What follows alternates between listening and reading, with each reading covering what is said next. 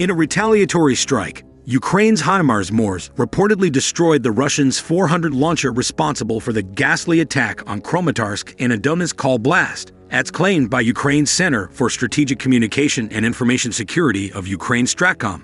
In a tweet on July 14th, in a decisive act of retaliation,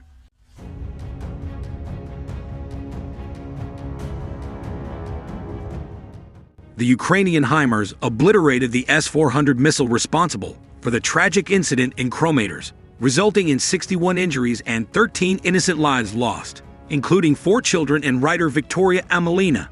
The striking photos released by Stratcom depicted the completely charred S-400 launcher, a crucial component of Russia's air defense in the ongoing conflict with Ukraine.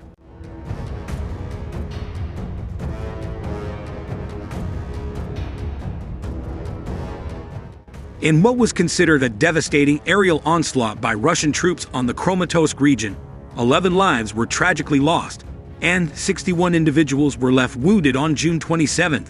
The extent of the attack served as a stark reminder that despite Ukraine's advancing counteroffensive, the Russian aerial assaults were far from over.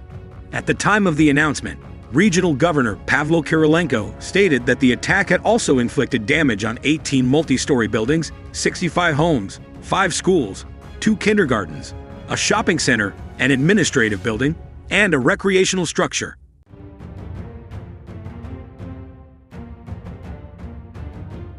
According to various assessments and open intelligence sources, the initial attribution of the attack pointed to the use of S-300 surface-to-air missiles. However, the National Police later attributed the devastating attack on Chromatarsk to Iskander short-range ballistic missiles. The city's strategic significance as a frontline location, housing the Ukrainian Army's regional headquarters, made it a probable target. Chromatarsk's proximity, a mere 55 kilometers from the front lines at Bakhmut and Donetsk Oblast, made it particularly vulnerable to such missile strikes.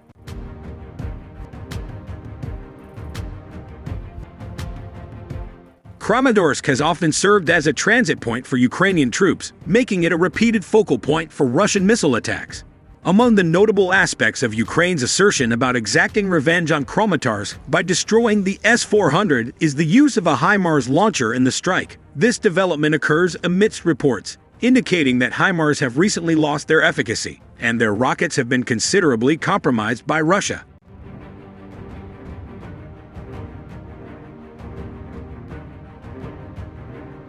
In January 2023, rumors emerged on social media about a Russian S-400 meeting its demise. According to the Eurasian Times, the Russian military supposedly lost a launcher from its highly advanced air defense system, the S-400 Triumph, in the eastern Ukrainian region of Zaporizhia.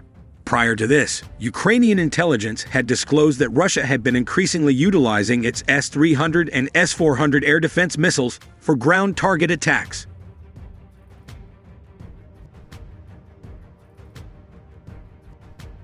The Ukrainian Air Force spokesperson, Ukrainian, stated that Russian forces show a preference for deploying the more abundant S-300s when targeting ground objectives. However, the S-400s were also utilized for this purpose, even though both systems were originally designed for hitting aerial targets. According to earlier reports, Russia had reportedly modified these air defense systems to strike ground targets. On January 14 of this year, as 448 N-60M anti-aircraft missiles targeted Ukraine's capital, Kyiv, the S-400 missiles fired were likely launched from the Chebrovka Air Base in Belarus.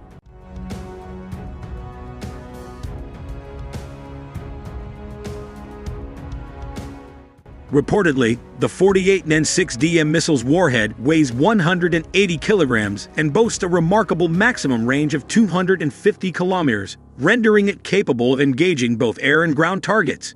With a top speed of 2.5 kilometers per second, the 48 N-6DM can be activated even at low altitudes or upon contact with the surface when targeting ground objectives, thereby enabling substantial destruction upon impact.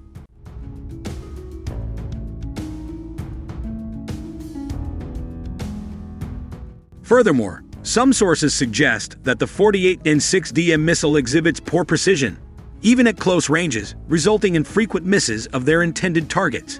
The missile's guidance mechanism in ground-to-ground mode necessitates direct radar vision, between the radar and the missile for accurate strikes. According to the Center for Countering Disinformation, Ukrainian sources have expressed the difficulty faced by their air defense and anti-missile forces in detecting the launch and identifying it as a missile strike on a Ukrainian ground target.